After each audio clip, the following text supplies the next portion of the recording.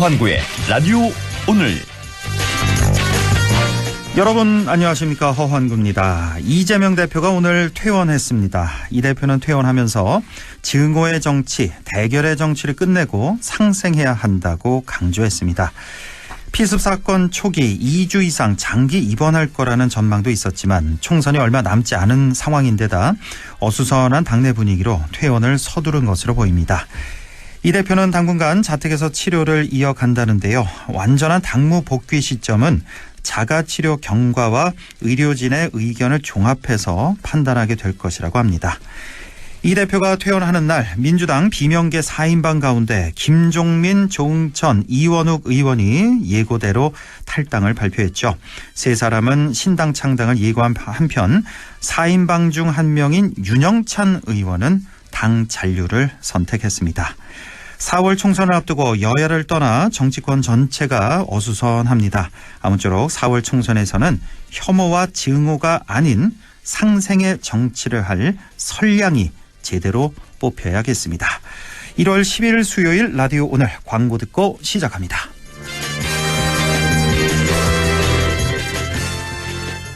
타이어 바꿀 때 타이어뱅크 창립 33주년 방문 고객 3천만 명 돌파 기념 타이어 3+1 할인 행사. 타이어를 바꾸면 벤츠가 따라온다. TV와 아이패드까지 대한민국 물가 잡는 타이어뱅크 매장에 방문하세요. 타이어 바꿀 때 타이어뱅크. 이벤트 기간 3월 31일까지. 자세한 내용 홈페이지 참조. 1954년부터 이어온 대한민국 SUV 헤리티지 70년. KGM이 새로운 100년을 향해 달립니다. KGM 70주년 이벤트. 3월까지 토레스 구매 또는 상담 고객 중 196명 추첨 골드바를 드립니다. 0.7% 초벌이 할부와 모든 상담 고객 커피 쿠폰 증정. 지금 KGM 전시장에서. 자, 문제 나갑니다. 올겨울 모두가 가장 내리기 원하는 비는? 겨울비. 사랑비. 아, 가스비. 올겨울 대성 S라인 콘덴싱으로 대한민국 곳곳에 내려질 가스비를 경험해보세요. 대성이 내일을 위합니다. 대성 보일러. 네, 라디오 오늘 수요일 순서 시작합니다. 1부 허승규의 청년 생각 함께 하겠고요. 2부 이슈 오늘에서는 새해 지역 소식 알아보고 있죠. 상주에서 곶감 축제가 열린다는데요. 상주시 축제추진위원회 윤재웅 위원장 연결해 보겠습니다. 이어서 배종찬의 리서치 오늘 함께 하겠습니다. 라디오 오늘 유튜브로도 다시 들으실 수 있습니다. 많은 애청 바랍니다.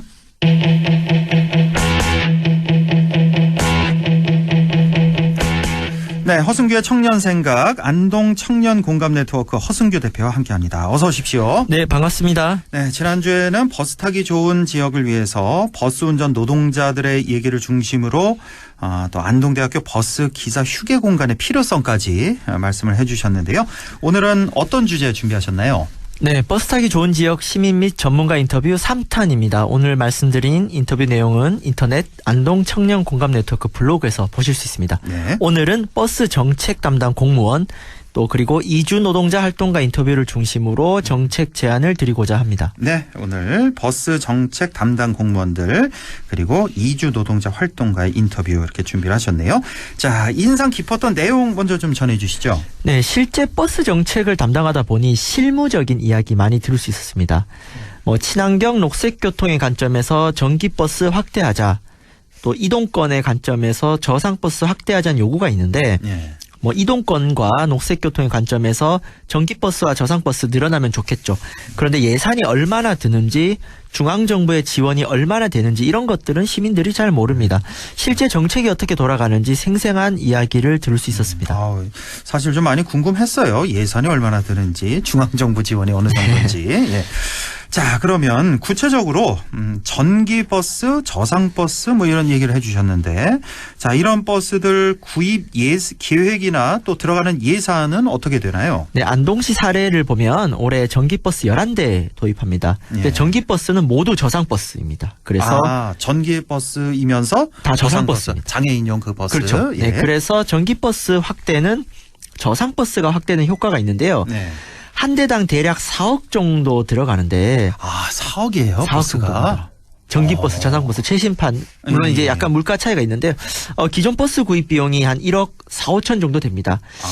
그래서 이제 운수업체 입장에서는 기존 버스 구입비보다 2억 5천 이상 지출이 늘어나니까 지원 없이 구입하기는 어렵죠. 기존 우리가 뭐 흔히 보는 버스는 한 1억 5천쯤 되는데 네. 차값이 전기 저상 버스는 4억 원이나 4억 된다. 정도 됩니다. 그렇군요. 그래서 지원이 있어야겠네요. 네, 중앙정부와 지방정부가 보조금을 지급하는데 예. 저상버스 구입 보조금이 한 9,200 정도 됩니다. 9,200만 원 200이 정도 되는데 저상버스 보조금이 있군요. 근데 국비 네. 50%, 도비 15%, 나머지 12 정도고요. 예. 그다음에 전기버스 구입 지원비가 있는데 이게 차종마다 다른데 예. 대략 얼추 한 8,400 정도 됩니다. 이게 이제 국도비 12 비율이 합쳐진 거고 또 나누죠. 예. 여기에다가 예. 폐차 지원금이 1,500만 원 있습니다. 예. 이거는 도비 30, 12, 70입니다. 그래서 지금 제가 말씀드린 지원금 다 합쳐도 예. 7천만 원 정도가 부족해요. 이 7천만 원을 시비에서 메꿉니다. 예. 그래서 우리가 여기서 중요한 것은 추가로 그럼 7천만 원 주는 거예요? 또? 네, 더 해야 이제 그 2억 5천이 상쇄가 되는 거예요. 그러면 그 버스 회사 입장에서는 전기 저상 버스를 구입하나 일반 버스를 구입하나 들어가는 돈은 똑같군요. 네, 그렇기 때문에 이거 전환이 되는 거죠. 안 그러면 예, 회사 예. 입장에서는 유인이 없는 거거든요. 예. 네, 그래서 우리가 알 수 있는 것은 이 보조금에서 중앙정부 보조금 빼고 지자체 부담하는 비율이 적지 않다. 예. 그래서 이제 전기버스나 저상버스가 확대되려면 안동시라든가 경북도 스스로 노력해야겠지만 중앙정부의 지원이 강화돼야만 할 수 있어요. 왜냐하면 우리 시군이 재정이 열악하지 않습니까? 예. 중앙정부 지원이 늘어야 된다라는 것을 실제 인터뷰를 통해 알 수 있었습니다. 그렇군요. 좋은 정보 고맙습니다. 그러니까 사실 좀 평소에 궁금했어요. 버스 저거 어떻게 운영이 되는지.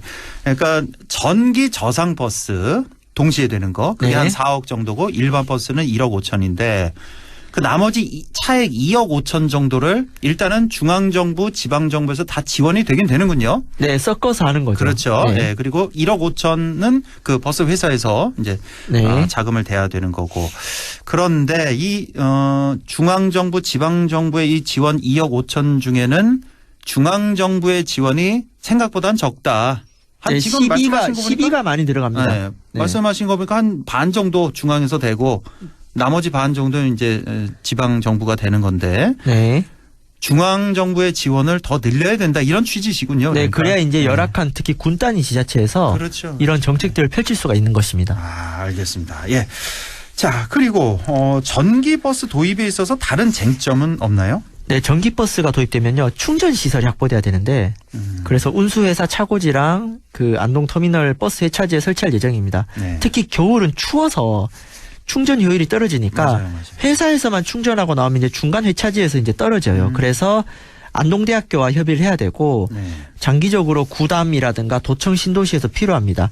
근데 이 부지 마련이 쉽지 않기 때문에 그 충전 변압기를 구조물 상단에 설치하고 하단에 충전 시설을 설치하면 부지를 효율적으로 사용할 수 있어서 이런 것들 업체와 협의 중인데요.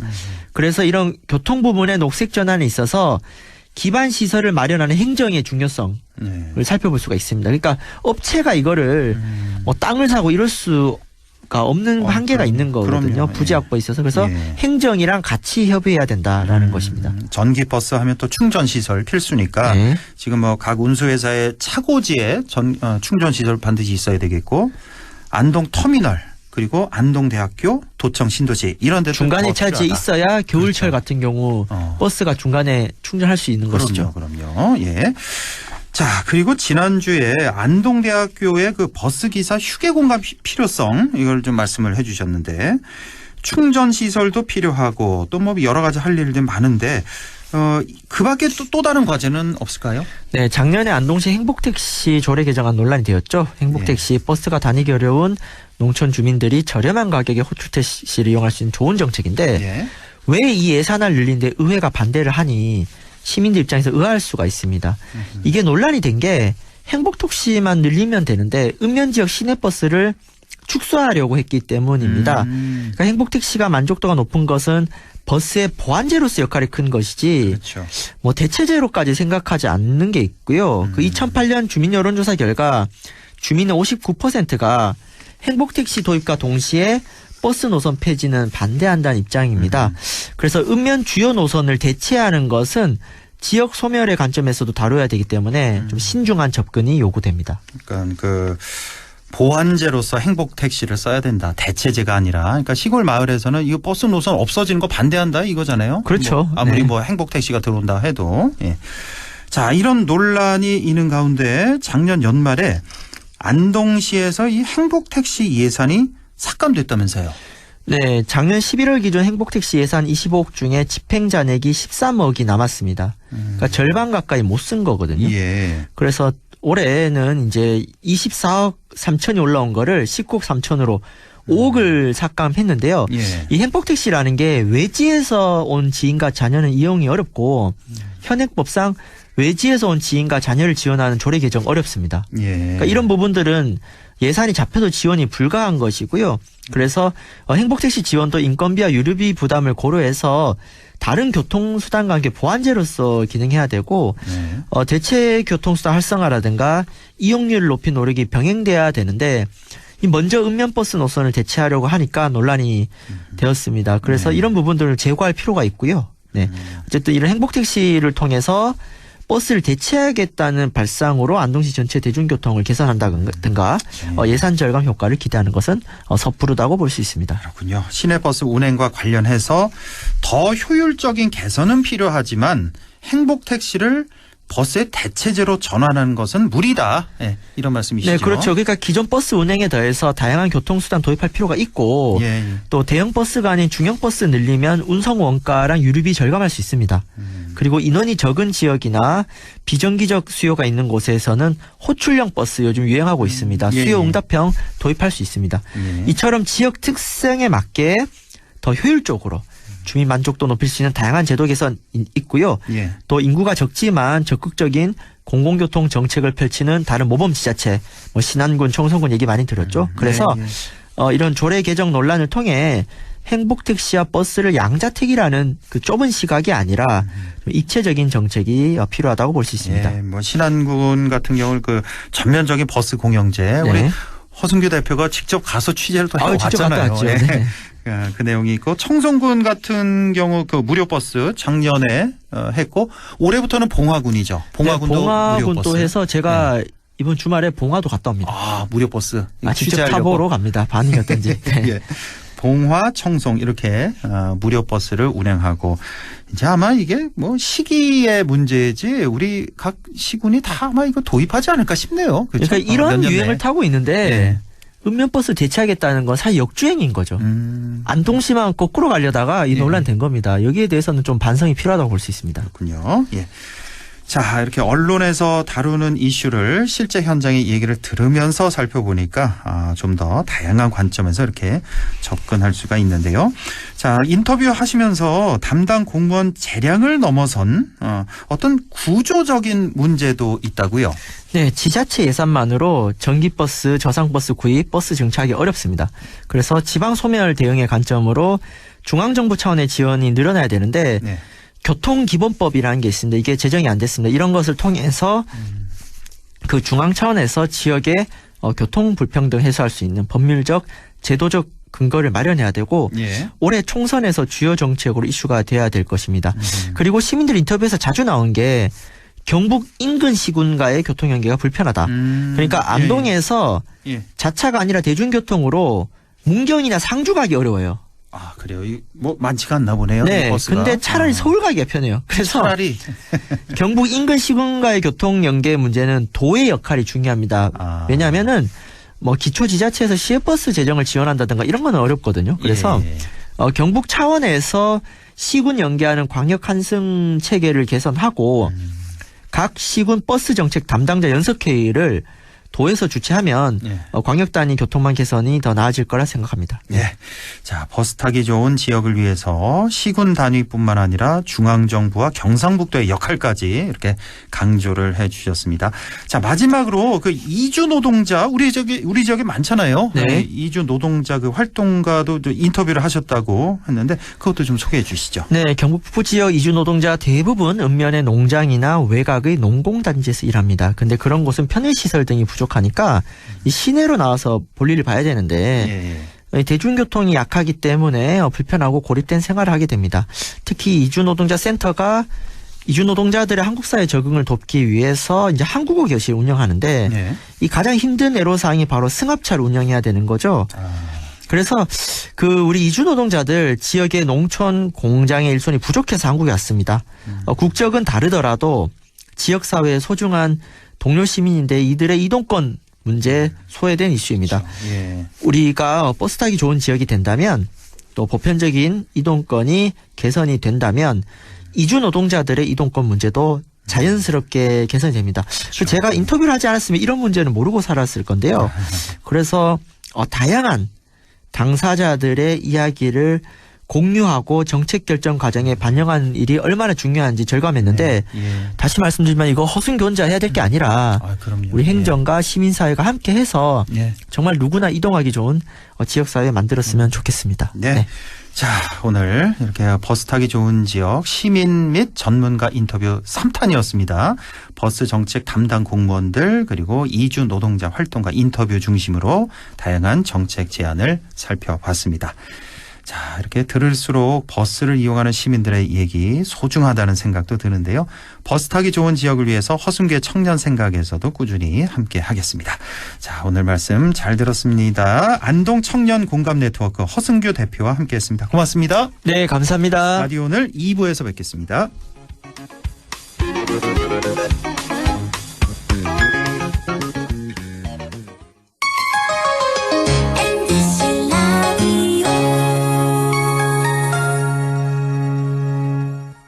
나에게 딱 맞는 대학, 나에게 꼭 맞춘 대학. 나만의 경쟁력을 원한다면 안동과학대학교로 오라.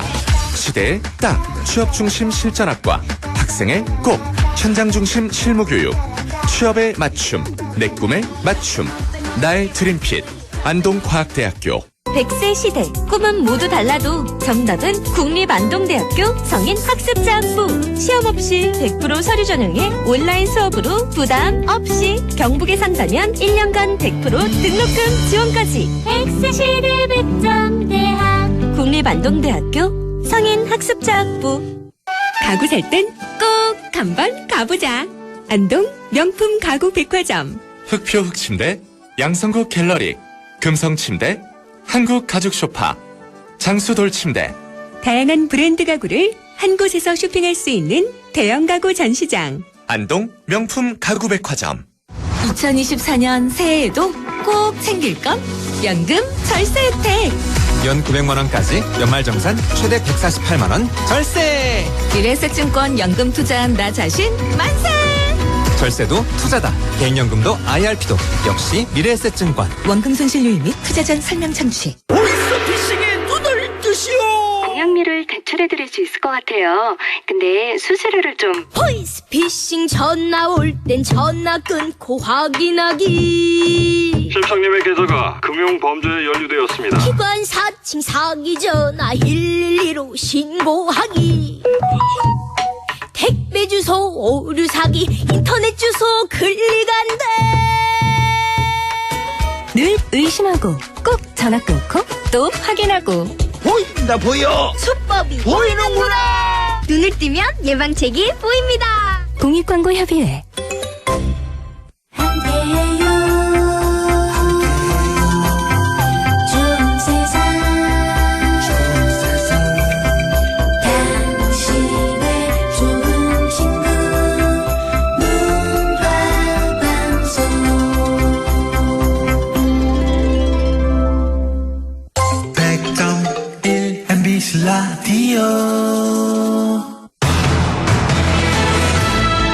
네, 6시 24분 18초 지나고 있네요. 이슈 오늘 시작합니다. 새해를 맞아 우리 지역 지자체를 연결해서 새해 소식 들어보고 있는데요. 오늘은 상주시로 가보겠습니다. 상주에서 곶감축제가 열린다고 하네요. 상주시 축제추진위원회 윤재웅 위원장 연결되어 있습니다. 윤재웅 위원장님 안녕하십니까? 네, 안녕하십니까? 예, 반갑습니다. 바로 모레부터죠? 예, 네, 상주 곶감축제. 예. 앞으로 다가왔습니다. 그렇습니다. 2024 상주 곶감축제가 열립니다. 자, 먼저 상주 곶감축제 소개를 좀 해주시죠. 네, 이미 잘 알려지지만은 우리 상주시는 전국에서 가장 많은 곶감을 생산하는 고장입니다. 네. 생산량만 많은 것이 아니라 조선시대 예종실록에 상주 곶감이 임금님에게 진성되었다는 그런 기억들이 남아있기도 합니다. 네. 750년 된 감나무가 현생하고 있기도 하고 한 그런 고장이기도 한데요. 예. 곶감은 나무 고챙이에 꽂은 감이라는 뜻을 가지고 있습니다. 네. 예로부터 내려오는 우리 음식 문화를 대표하기도 하는데요. 바로 건조와 숙성의 과정을 거쳐서 떫은 맛이 나는 생감이 당분과 비타민 등 각종 영양소가 풍부한 먹거리로 탄생을 하게 됩니다. 예. 요즘 많이들 찾고 있는 대표적인 슬로우 푸드인 셈인데요. 예. 이러한 곶감의 생산 과정은 중요한 농업유산으로 지정되어서 계승되고 있습니다. 우리 상주시는 이러한 역사적 산업적인 근간을 바탕으로 축제를 이어가고 있습니다. 네, 상주 곶감 축제 바로 내일 모레입니다. 금요일부터 언제까지 네. 열리는 거죠? 네, 금요일부터 시작해서 14일 일요일까지 2박 3일의 일정으로 준비를 하고 있습니다. 금토일. 이 곶감 유래가 이제 나무 고챙이에 꽂은 감. 여기서 네네. 유래된 말이군요. 그러니까 곶감이 된 겁니다. 자, 지난 연말에는 또 서울까지 가셔서 또 상주 곶감 홍보 행사도 개최하셨다고요? 네, 그렇습니다. 지난 12월 28일 날이죠. 용산역을 찾아서 우리 상주 곶감 홍보 행사를 가졌는데요.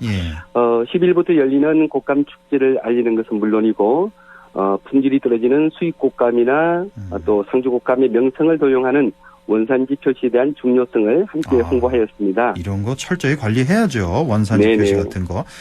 그리고 참 그 수입 곶감하고요. 네네. 상주 곶감, 국내산 곶감하고 혹시 구분하는 그 방법이 있습니까?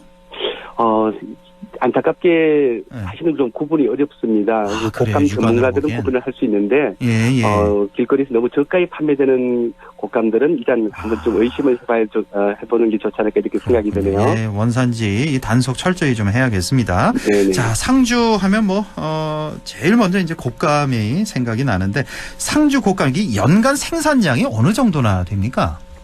네, 우리 상주시에서는 약 한 4천여 농가가 둥시감이라고 하는 곶감의 재료감을 생산을 하고 있습니다. 네, 이런 감 생산 농가들이 직접 곶감을 생산하기도 하고 전문적으로 곶감 생산을 하는 농가들이 약 한 2,200여 가구, 연평균 약 2억 5천만 개의 곶감을 생산하고 있으며 금액으로 환산을 한다면 약 4천억 정도의 매출을 곶감을 통해서 올리고 있습니다. 그렇군요. 곶감으로만 4천억 정도. 글쎄요, 제가 그 뉴스에서 본 것 같은데 올해 곶감 생산량이 많이 줄었다는 그런 보도 본 것 같은데 실제 그렇습니까? 네, 그렇습니다. 이 온난화의 영향이 많이 이렇게 작용을 한 것 같은데요. 일기가 고르지 않아서 생감 생산량이 굉장히 많이 줄었습니다. 생감 생산량 자체가 많이 줄었군요. 그렇습니다. 상주 곶감도 생산량이 많이 줄었겠네요. 그러면 대략 한 어느 정도나 줄었어요?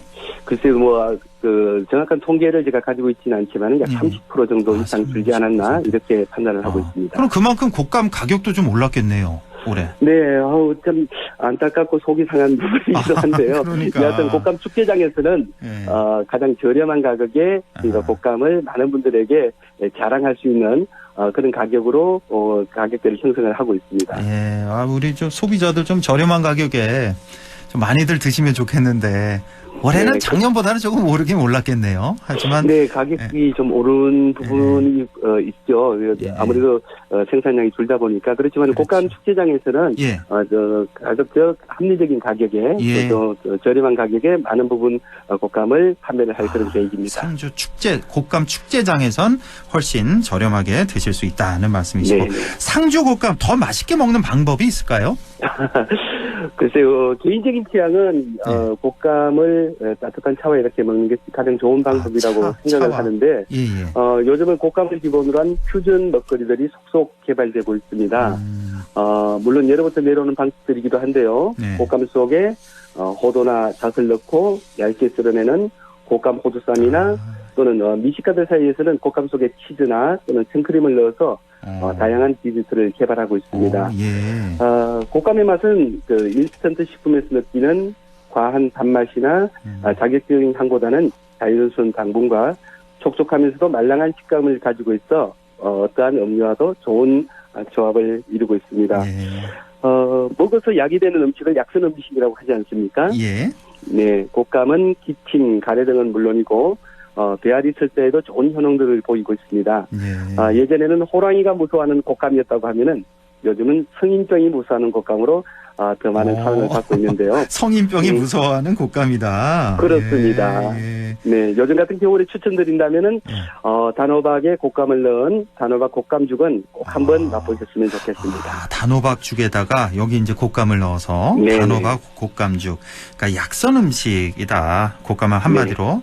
호랑이가 그렇습니다. 무서워하는 게 아니라 성인병이 무서워하는 게 바로 곶감이다. 예, 그렇습니다. 대표적인 슬로우 푸드 건강식품으로 곶감을 그렇죠. 애용을 하시면 좋을 것 같습니다. 예. 예전에 그 수정과에 동동 띄워서 먹던 그 곶감도 생각이 나네요. 예. 알겠습니다. 자, 이제 모레부터 축제가 시작되는데 올해 축제는 어떤 부분에 중점을 두셨습니까? 네, 저희 창주 곶감 축제는 단순한 그 특산품 축제를 넘어서 역사와 우리 농업의 문화를 바탕으로 구성되어 있습니다. 먹거리, 즐길거리, 볼거리 등 축제가 갖춰야 할 요소들이 부족하지 않게 세심하게 준비를 하고 있습니다. 네.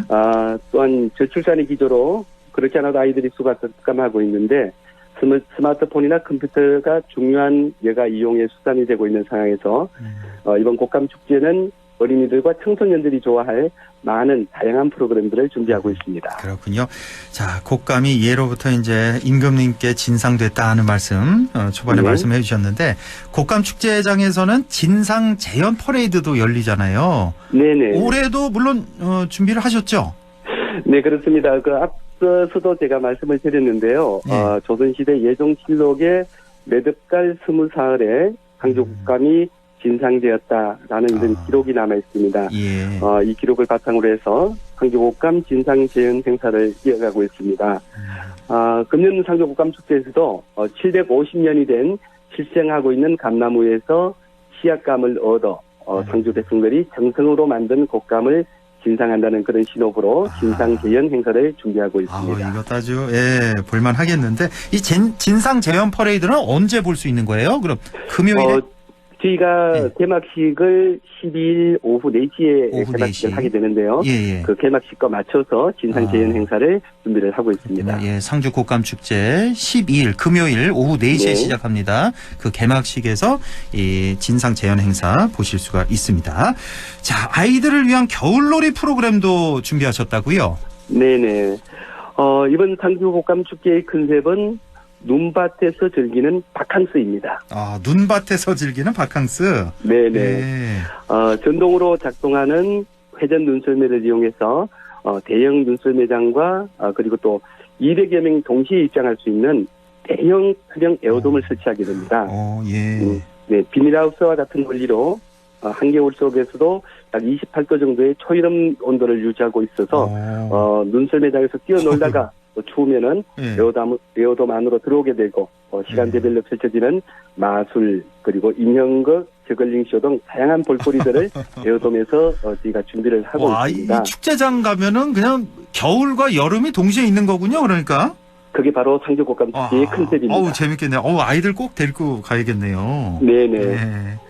그 에어돔 안에는 또 이 가족 단위 관련 것들을 위해 가지고 커피와 디저트 등은 물론이고 색색의 파라솔을 준비해서 눈밭을 바라보면서 여름 해변에서의 그런 즐거움을 느낄 수 있도록 행사장을 연출할 계획입니다. 예, 자, 이 밖에 또 다른 볼거리, 즐길거리가 있다면 소개를 해주시죠. 네, 우리 상주시에서는 곶감 축제를 홍보하고 곶감의 봉양인 우리 상주를 찾는 관람객들에게 좋은 추억을 만들어드리기 위해서 상주시 중요한 도로 약 3km에 4천여 개의 곶감 등을 달고 지난 1월 5일 전명식을 가졌는데요. 벌써부터 많은 분들이 인생샷 맛집으로 소문을 내주고 계셔서 많은 분들이 찾고 계십니다. 이에 대해서 축제장에 조성된 다양한 포토존은 축제장을 찾는 분들에게 최고의 추억을 선물해드릴 것으로 생각을 하고 있습니다. 멋지겠는데요. 그 상주 시내에 그러니까 한 4천여 개 곶감 등을 다셨다고요? 네네, 그렇습니다. 이거 누가 다 만들었대요? 4천여 개나? 아주 장관을 이루고 있습니다. 그렇겠네요, 정말. 네네. 이게 지난 1월 5일에 점등식 가지셨고, 네네. 이거 뭐 언제까지 달아놓으시는 거예요? 저희가 구정 때까지는 곶감 등을 달아서 상주를 찾으시는 많은 분들이 곶감의 본향임을 느끼시고 또 상주 곶감의 판촉에도 또 좀 도움이 되지 않을까 이렇게 생각을 하고 있습니다. 1년 내내 달아두시죠. 뭐 그것도 괜찮을 것 같은데. 전기요금이 좀 많이 들려나요? 뭐 전기요금보다도 우리 곶감이 많이 이렇게 매출이 일어나고 또 곶감의 본향임이 밝혀지는 그런 일이라면은 전기요금이 뭐 중요한 부분은 아닌 것 같고요. 네, 상주시와 한번 좀 상의를 해보시고요. 네, 그러겠습니다. 자, 곶감 축제에 좀 많이들 오시라고 초대 한 말씀 마지막으로 좀 전해주시죠. 네, 맛과 흥의 축제, 대한민국 곶감 특별시에서 펼쳐지는 2024 상주 곶감 축제가 이제 이틀 앞으로 다가왔습니다. 행복한 사람들이 만드는 행복한 축제. 즐거운 사람들이 모이는 기쁨의 축제에 여러분 모두를 초대합니다. 달콤달콤 쫄깃쫄깃 상주 곶감을 다양하게 즐길 수 있는 곶감 축제장으로 여러분 모두를 초대하겠습니다. 많이 찾아주시면 대단히 고맙겠습니다. 네, 아마 이 방송 들으시고 많이들 찾아가실 것 같습니다. 예, 고맙습니다. 2024 상주 곶감 축제 소식 알아봤습니다. 상주시 축제추진위원회 윤재웅 위원장과 함께했습니다. 고맙습니다. 네, 고맙습니다. 라디오 오늘에서는 청취자 여러분의 참여를 기다리고 있습니다. 우리 지역에서 발생한 사건 사고 소식이나 함께 토론하고 싶은 내용을 안동 MBC 홈페이지 라디오 오늘 게시판에 올려주시기 바랍니다. 전화와 문자 참여도 하실 수 있습니다. 전화는 851국에 7191번, 문자는 샵 0913번으로 보내주시면 됩니다. 문자는 단문 50원, 장문 100원의 정보 이용료가 있습니다. 여러분의 많은 참여 바랍니다.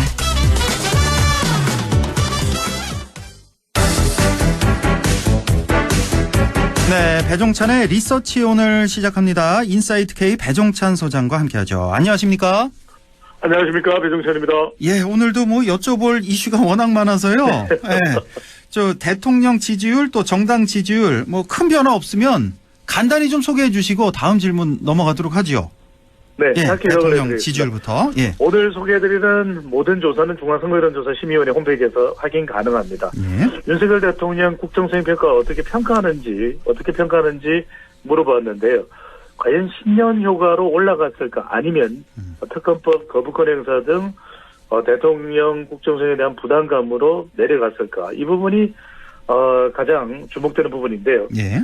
윤석열 대통령 긍정평가 에너지경제신문이 리얼미터에 의뢰를 해서 지난 2일부터 5일까지 유무선 자동응답 전화조사 결과입니다. 예. 긍정평가는 직전 조사보다 1.5%포인트 내려간 35.7%, 부정은 1.2%포인트가 올라간 60.8%로 나타났습니다. 예. 신년 효과는 없었습니다. 특히 20대, 30대에서는 5%포인트대가 하락됐고요. 예. 40대에서도 긍정평가 3%포인트 하락한 결과가 나타났습니다. 70대 이상, 대통령 지지 성향이 강한 70대 이상에서는 긍정평가가 1.9%포인트가 올라갔지만 아주 큰 변화는 아니거든요. 특히 주목할 부분은 경기 인천입니다. 경기 인천에서 6.7%포인트 윤석열 대통령의 긍정평가가 내려간 결과로 나타났고요. 역시 민감한 우리 방송 듣는 분들이 거주하고 계신 대구 경북, 경북 대구에서도 1.7%포인트가 내려간 결과로 나타났습니다. 다른 이유보다는 보통 이제 신년 효과 또 한동훈 비대위원장의 효과가 대통령 지지율에 반영될 수도 있는데 가장 큰 이슈는 역시 특검법 관련된 여의도 정치권에서의 이 대결 구도 그리고 이 젊은 세대들 MZ세대의 거부권 행사에 대한 부정적인 평가가 영향을 준 것으로 보여집니다. 그렇군요. 정당 지지율은 날짜만 다릅니다. 4일, 5일 실시된 조사 결과인데요. 이 조사에서는 더불어민주당이 직전 조사보다는 0.9%포인트가 올라간 44.5%, 국민의힘은 직전 조사보다는 1.5%포인트가 내려간 36.6%가 나타났습니다. 국민의힘이 지지율이 조금이라도 내려간 이유는 앞서 대통령 지지율에 대한 배경 설명과 크게 다르진 않을 텐데 또 하나 한편으로는 이재명 대표가 비섭을 당했고 오늘 이제 서울대병원에서 퇴원을 해서 자택에서 또 요양을 할 것으로 알려졌는데 더불어민주당은 0.9%포인트가 올라갔습니다. 그러니까 이재명 대표의 피습 또 윤석열 대통령의 이 김건희 특검법 거부권 행사에 따른 지지율 부담에 비한다면 더불어민주당 지지율이 그렇게 많이 올라간 건 아니에요. 0.9%포인트 오른 44.5%라서 이것 또한 이재명 대표의 피습이나 김건희 특검법이 더불어민주당 지지율을 그렇게 크게 변화시키지는 못한 결과로 나타났습니다. 아이고, 이제 좀 숨 좀 고르시고요. 자, 이제 대통령 지지율 긍정 35, 부정 60 정도 나왔고, 민주당 지지율 44, 국민의힘 36 이 정도. 자, 결과가 나온 거 쭉 설명을 해 주셨고요. 자, 오늘 이슈 뭐부터 얘기를 해야 될지 모를 정도인데, 일단 그 이재명 의원, 대표 퇴원을 했는데 저는 처음 딱 보고 느낀 점이 생각보다는 건강 상태가 괜찮은 것 같아서 참 다행이다. 저는 그걸 느꼈거든요. 8일 만에 퇴원인데 생각보다는 좀 빨리 회복해서 참 다행이고. 자, 오늘 퇴원하면서 일성이 일단은 크게 봐서 한 3가지네요. 그러니까 국민 덕분에 내가 살았다. 앞으로 더 잘하겠다. 그리고 두 번째는 상대 죽이는 전쟁 같은 정치 종식하자. 마지막으로 부산대병원, 경찰, 소방 등등 서울대병원에도 감사한다. 이런 메시지를 남겼는데, 자, 지금 좀 이슈가 되는 게 뭐냐면 지금 이 습격범 혹은 살인 미수범 끝내 지금 신상을 비공개하고 당적도 비공개, 변명문도 다 비공개. 자, 이러다 보니까 지금 민주당 측에서 이거 수사 축소하는 거 아니냐 이런 의혹을 제기하고 있단 말이에요. 특검하겠다, 국조까지 이렇게 거론하고 있는 그런 상황인데, 자, 이 모습 어떻게 보셨습니까? 이렇게 끝까지 비공개하는, 이거 잘 하는 겁니까? 어떻게 보세요? 글쎄, 이제 국민들의 알 권리라는 게 중요하고, 경찰은 이런저런 이제 관련 법도 근거로 하면서 신상 공개 결정을 하는 이제 그 위원회에서 결정하지 않기로 결정했다는 것입니다. 이렇게 되면 더 많은 억측과 또 각종 의심들이 또 쏟아질 수 있거든요. 왜 맞습니다. 그러냐, 왜 공개를 안 하느냐. 또 이게 이제 정치적으로 미치는 파장 또 민감성이 크기 때문에 경찰에서 그것을 의식한 것 아니냐. 이런 또 분석과 또 뒷말이 나올 수밖에 없는데 상당히 좀 그렇습니다. 이게 황원구 앵커 말씀하신 대로 그래도 밝힐 수 있는 내용만큼이라도 사실에 근거해서 밝힌다면 결국 최종적인 판단은 국민의 몫이거든요. 그럼요. 그렇게 되면 오히려 더 명쾌해질 텐데, 그러다 보니까 오히려 피설이라는 것 자체의 그 본질적인 문제, 있어서는 안 되는 일이다라는 것에 대한 목소리가 이 피습 초반에는 모아지지만 그 이후에는 각종 논란이라든지 일종의 각 진영별로 나누어져서 확정 편향으로 정쟁화되는 그런 사례가 일어났거든요. 맞습니다. 오히려 좀 정확하게 조사 결과가 구체적으로 발표가 되는 것이, 그러니까 얼굴도 공개가 안 되고 이런 상황이 되다 보니까 사실은 이게 정말 천인공노할 일이거든요. 그럼에도 불구하고 오히려 경찰이 정치적인 사안을, 정치적으로 미치는 어떤 파장을, 논란을 너무 많이 의식한 것 아니냐, 이런 지적도 나오고 있습니다. 그러니까 얼마 전에 그 고 이성균 배우 그 수사와 너무 좀 대비가 돼서, 그러니까 이번 사건 같은 경우는 사건의 중대성이라든지 공공의 알 권리, 증거 충분하면 뭘 봐도 이거는 다 공개를 해야 될 것 같은데. 그러니까요. 공개할 거는 안 하고. 그래서 좀 또 다른 억측을 낳지 않나.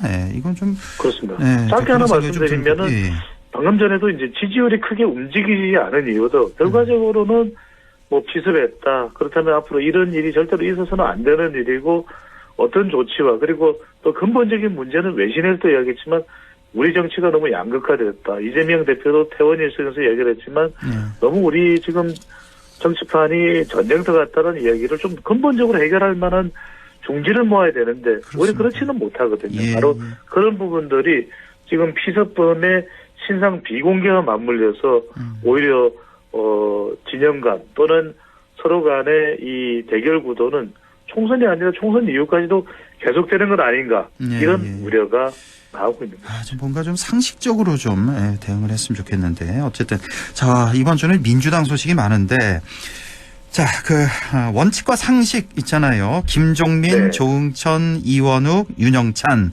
4인방인데 김종민, 조응천, 이원욱 의원은 오늘 탈당을 했고요. 윤영찬 의원만 쏙 빠졌어요. 잔류를 했단 말이에요. 자, 이거 탈당한 3명보다는 탈당하지 않은 윤영찬 의원에 대한 얘기가 지금 상당히 많은데 왜냐? 그 같은 지역구죠. 윤영찬 의원 지역구에 현근택 변호사가 있잖아요. 현근택 변호사가 뭐 성희롱성 발언을 해서 지금 논란이 되고 있는데 자, 그렇게 되면 여기 컷오프 가능성도 생겼고 그러면 윤영찬 의원 여기 공천 받을 수 있는 거 아니냐. 그래서 마지막에 쏙 빠진 거 아니냐. 이런 비판의 목소리가 상당히 많네요. 그렇습니다. 오늘 오전에 이 원칙과 상식의 3명의 의원들이 탈당 기자회견을 하는 가운데에서도 이 내용이 상당히 좀 혼란스러웠습니다. 왜냐하면 발표되는 내용에도 4명이 다 올라가 있었는데 정작 발표한 20여 분 전에 윤영찬 의원은 잔류 의사를 밝혔는데 이게 말 그대로 이제 정성호 의원의 이재명 대표와의 문자 교환으로 불거졌던 바로 현근택 변호사와 관련된 내용이거든요.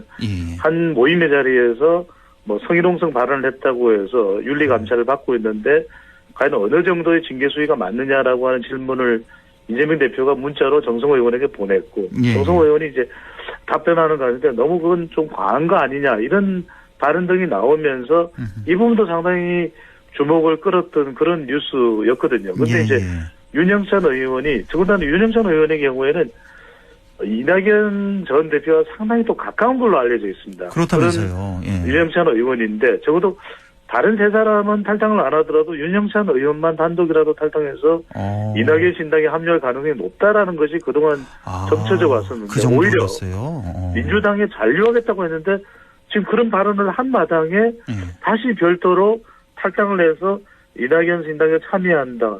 이런 얘기를 하기도 상당히 좀 곤란스러운 상황이 되어버렸거든요. 그렇다면 결과적으로는 윤영찬 의원이 성남 중원입니다. 이 지역구의 강력한 도전자로 인식됐던 바로 친명계의 현근택 변호사가 사실상 컷오프 그러니까 공천을 못 받는 상황이 된다 그러면 본인이 공천 받을 수 있는 거 아니야. 현역이기 때문에 그만큼 또 경선을 한다 하더라도 다른 또 도전자는 뭐 어느 정도 감당을 할 수 있고 이길 자신이 있다고 판단해서 이제 그러다 보니까 당 안팎으로 상당히 비판의 목소리가 나오고 있는 것도 현실입니다. 그러니까 이 지금 오늘 탈당한 김종민, 조응천, 이원욱 의원 입장에서는 엄청난 배신감 느낄 것 같고 그렇다고 민주당 지금 당원들은 또 뭐 좋게 보겠습니까? 지금 윤영찬 의원이 남으면서 남긴 말이 바로 뭐 김대중, 노무현 정신 그것 때문이다. 그걸 강조하던데 이걸 고지고대로 들을 사람이 있을까 싶네요. 그러니까 지금은 윤영찬 의원이 어떤 발언을 하더라도 물론 그건 이제 뭐 제가 해석하기 나름입니다만은 누가 보더라도 지금 공천 때문 아닌가라고 생각할 수밖에 없거든요. 그러니까요. 그러다 보니까 또 한편으로는 이재명 대표나 또 원칙과 상식의 이탈에 대해서 상당히 또 충격파가 있을 수도 있는 당 지도부로서는 윤영찬 의원을 또 만류할 또 이유와 명분이 또 생긴 것입니다. 그러다 보니까 그래서 또 잔류하는 것 아니냐. 상당히 허한구 앵커의 분석처럼 떠난 자보다 남은 자의 마음이 더 쓰리다라는 그런 경우가 아닐까라는 생각이 듭니다. 그렇군요. 자, 이낙연 전 대표 얘기도 잠깐 좀 여쭤볼게요. 지금 어제 그 사과를 했는데 혹시 모르시는 분들을 위해서.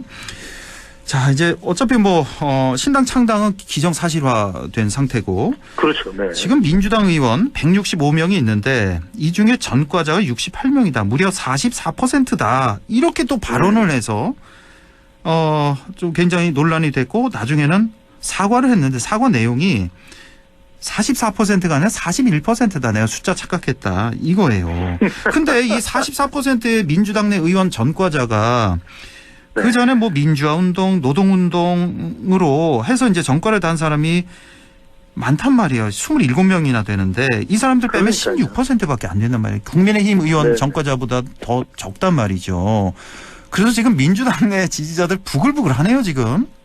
이낙연 해서는 안 될 발언이었다고 봐야 되겠죠. 오히려 이것으로 이낙연 전 대표의 대중적 이미지만 훼손될 것 같고요. 만약 지금 시점에서 우리 방송 듣고 난 다음에 이낙연 전 대표를 연결한다면 아마 그럴 것 같아요. 제가 말을 잘못했네요. 비슷한데요? 말을 신중해야 한다고. 근데 이제 제가 왜 이런 말씀 드리냐면, 그러니까 실제 이 팩트 체크를 한 TV 방송에서인가 했습니다. 그래서 실제로 이제 우리가 말하는 어떤 명분 있는 사유, 민주화 운동으로 인해서 옥고를 치를 수밖에 없었던 비율까지 따져보면 실제로는 뭐 10몇 %인가요?